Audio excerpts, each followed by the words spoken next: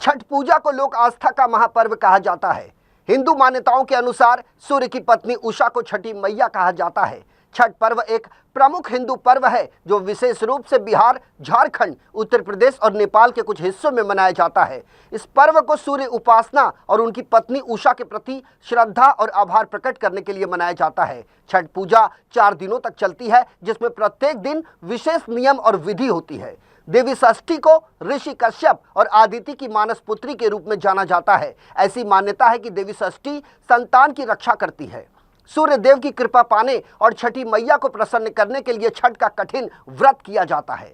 नमस्कार, आप देख रहे हैं डीसी न्यूज इंडिया और मैं हूं आपके साथ संजय मिश्रा। आज हम बात करेंगे छठी मैया की और आज हम बात करेंगे छठ पर्व के प्राचीन मान्यताओं की। छठ पूजा के पहले दिन को नहाय खाए कहा जाता है। इस दिन व्रत रखने वाले नदी या तालाब में स्नान करके सात्विक भोजन करते हैं। छठ पूजा के दूसरे दिन को खरना कहा जाता है। खरना के दिन पूरा दिन उपवास रखा जाता है और रात को विशेष पूजा के बाद इसे अर्पित किया गया प्रसाद, जिसमें खीर और रोटी शामिल करके उसे ग्रहण किया जाता है। छठ पूजा के तीसरे दिन को संध्या अर्घ्य कहते हैं। व्रती इस दिन जलाशय के किनारे आकर अस्त होते सूर्य को अर्घ्य अर्पित करते हैं और छठ पूजा के अंतिम दिन यानी चौथे दिन को प्रातः अर्घ्य कहते हैं और छठ पूजा के अंतिम दिन यानी चौथे दिन को प्रातः अर्घ्य कहते हैं। छठ पर्व के अंतिम दिन प्रातः उगते सूर्य को अर्घ्य दिया जाता है, जिसके बाद व्रत का पारण होता है।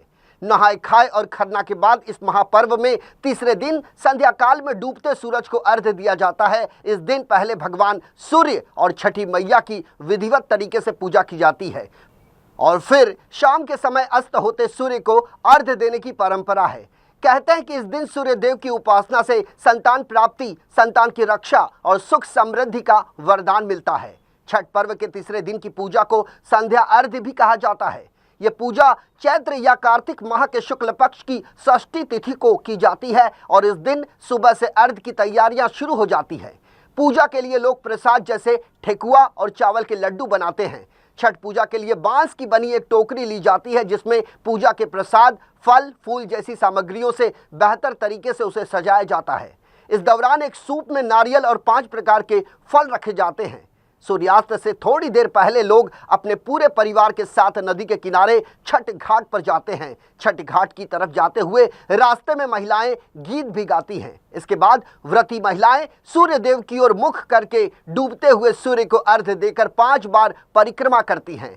अर्घ्य देते समय सूर्य देव को दूध और जल चढ़ाया जाता है। इसके बाद लोग सारा सामान लेकर अपने घर को लौट जाते हैं। घाट से लौटने के बाद रात्रि में छठ माता के गीत गाने की पुरानी परंपरा है।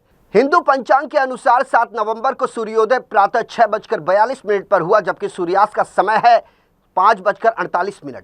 इस दिन नदी या तालाब में खड़े होकर सूर्य को अर्घ्य देने की परंपरा है। पौराणिक कथाओं के मुताबिक प्रियवंद नाम का एक राजा था जो सभी चीजों से संपन्न था, लेकिन संतान न होने के कारण वो अक्सर दुखी रहा करता था। संतान प्राप्ति की कामना के लिए महर्षि कश्यप ने पुत्रेष्टि यज्ञ कराया। इस दौरान महर्षि ने राजा और उसकी पत्नी को यज्ञ की आहुति के लिए बनाई खीर खाने को दी, जिसके बाद रानी मालिनी गर्भवती हुई और उसे पुत्र की प्राप्ति हुई, लेकिन नवजात मरा हुआ पैदा हुआ, जिसके बाद राजा और भी दुखी हो गया। राजा प्रियवंद जब नवजात पुत्र के शरीर को लेकर श्मशान पहुंचे और पुत्र के साथ अपने प्राण भी त्यागने लगे, तभी अचानक वहां एक देवी प्रकट हुई। देवी ने कहा कि मैं ब्रह्मदेव की मानस पुत्री देवसेना हूँ। प्रकृति के छठे अंश से प्रकट होने के कारण मैं देवी षष्ठी कहलाती हूँ। देवी ने राजा से कहा कि हे राजन, तुम मेरी पूजा करो और दूसरों को भी मेरी पूजा के लिए प्रेरित करो, इससे तुम्हें स्वस्थ पुत्र की प्राप्ति होगी। इसके बाद राजा ने व्रत रखकर षष्ठी देवी की पूजा की और राजा को एक सुंदर स्वस्थ पुत्र की प्राप्ति हुई। कहा जाता है कि इसके बाद से ही छठ पूजा के प्रचलन की शुरुआत हुई। ज्योतिषियों का कहना है कि ढलते सूर्य को अर्घ्य देकर कई मुसीबतों से छुटकारा पाया जा सकता है। इसके अलावा सेहत से जुड़ी कई समस्याएं भी दूर होती है। अब आपको बताते हैं कि आखिर क्यों दिया जाता है डूबते हुए सूर्य को अर्घ्य। पौराणिक मान्यताओं के अनुसार सायंकाल में सूर्य अपनी पत्नी प्रत्यूषा के साथ रहते हैं, इसलिए छठ पूजा में शाम के समय सूर्य की अंतिम किरण प्रत्यूषा को अर्घ्य देकर उनकी उपासना की जाती है। पौराणिक कथाओं में देवी षष्ठी को ब्रह्मदेव की मानस पुत्री के रूप में भी दर्शाया गया है। पौराणिक मान्यता के अनुसार जब ब्रह्मदेव ने पृथ्वी के साथ प्रकृति का निर्माण किया तो देवी प्रकृति ने स्वयं को 6 रूपों में विभाजित किया। पृथ्वी के विभाजित 6 रूपों के 6ठे अंश को ही छठी मैया कहा जाता है। कहा जाता है कि छठ पूजा में इनकी पूजा करने से मां प्रसन्न होकर साधक को संतान का सुख और आरोग्यता का आशीर्वाद देती है।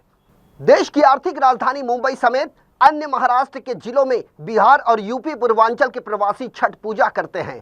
परंपरा के मुताबिक अधिकतर प्रवासी छठ पूजा के लिए अपने गांव भी चले जाते हैं। एक आंकड़ों के मुताबिक मुंबई की आबादी तकरीबन 1,84,00,000 के करीब आंकी जाती है, जिनमें 35 लाख लोग उत्तर भारतीय हैं। इनमें यूपी के प्रवासियों की तादाद करीब 20 लाख और बिहार के लोगों की संख्या करीब 3 लाख के आसपास है।